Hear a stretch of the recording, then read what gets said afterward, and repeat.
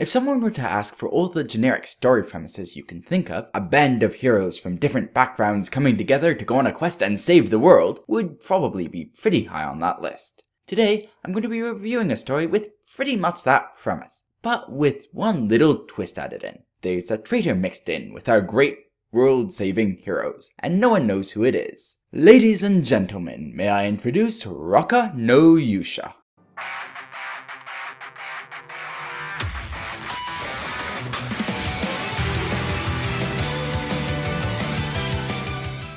The plot of Rokka no Yuusha runs something like this. Long ago there appeared Majin.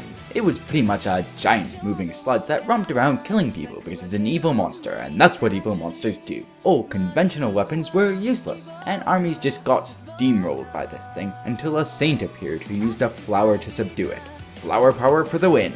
Anyways, every couple of hundred years, the Majin will revive and a band of 6 heroes will receive a crest of the flower on them, indicating that they are the lucky souls who get to fight the Majin this time. Oh yeah, and just to keep things interesting, the Majin also has a horde of Kyoma, which are pretty much demons, that serve under it trying to stop the heroes. Our story starts with the 3rd generation of the 6 flower heroes. They have a slight problem, that is that there's 7 of them when there should only be 6, and hence one must be a spy. As a result, along with the quest to save the world, you also get to watch lots of intrigue and infighting.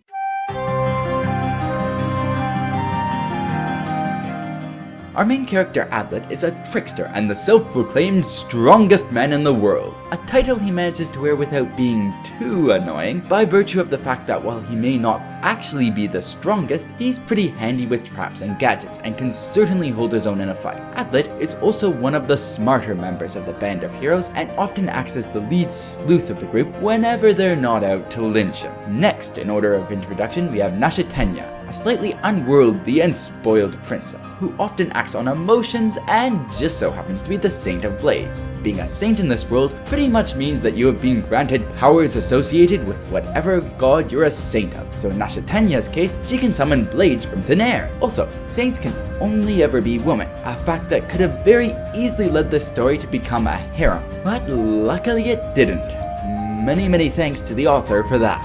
Anyways, next up is Fremi, the Saint of Gunpowder, a cold and silent gunswoman. I'd call her a kudere, but she has a hell of a lot more ku than she has dere. Following her, we have Goldoth, a stiff and proper knight who's completely devoted to Nashatenya. Despite being 16 years old, I have a hard time picturing him being anywhere below the age of 40 due to his personality. Finally, rounding out the group, we have Camo, the Saint of Swamps, a cute little psychotic girl who can vomit out monsters, Hans, a quirky assassin with a cat fetish, and Mora, the stern and knowledgeable Saint of Mountains. Quite the eclectic cast of characters by any accounting. Character relations in this story are fascinating, because unlike in your classic band of heroes go off and save the world plotline, not all the heroes are going to become bestest of buddies by the end of the story. In fact, it's far more likely that some of them will end up trying to kill the others off. No big teamwork speeches in this story.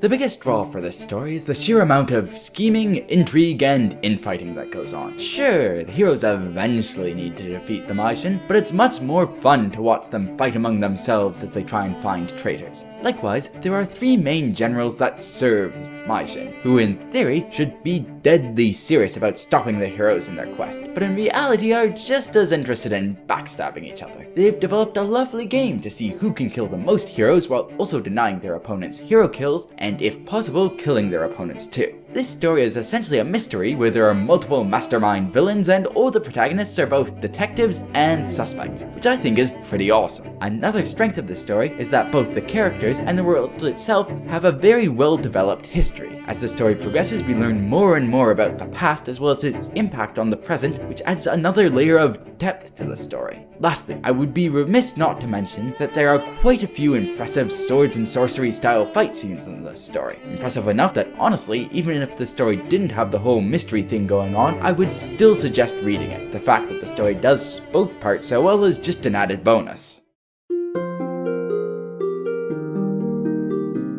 One issue I had with this story was how irrationally some of the characters acted on occasion. There were a number of times where characters would withhold useful information from their companions, which led to misunderstandings and unnecessary conflict. I understand that this was occasionally necessary for plot reasons, but honest to God, there were a number of times where I just felt like yelling at the characters to freaking talk to each other. Also, there were a number of times where the author spent a lot of time setting up one character as the spy before vindicating them, which would have been fine if each time the characters were set up, their previous actions were then explained, but at least in one case it just got hand-waved off as, oh well, they were confused. Once again, this is probably useful for plot reasons, but it did leave a bit of a bad taste in my mouth. I understand I'm probably being a bit too nitpicky here, but it does annoy me in mystery stories where you get explanations like, oh no, this character wasn't actually the bad guy, they were just being particularly dense and making things worse on accident.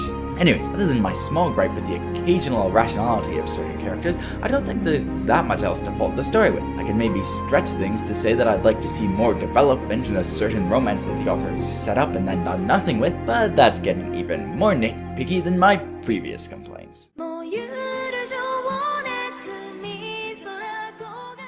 This is easily one of my favorite stories that I've read in the past couple of years. I'm probably seeing this through rose-tinted glasses because I'm a huge high fantasy fan, but honestly, I can find very few faults with it. I would highly recommend this series to pretty much everyone, unless you have something against magic, mystery, and violence. If you've already read this and are looking for something similar to read, I would recommend Future Diary, which, while being more sci-fi than fantasy and a great deal more gory, still has the same type of magic, mystery, and violence thing going on. Anyways, I hope you enjoyed this review. Thanks for listening. Cheers!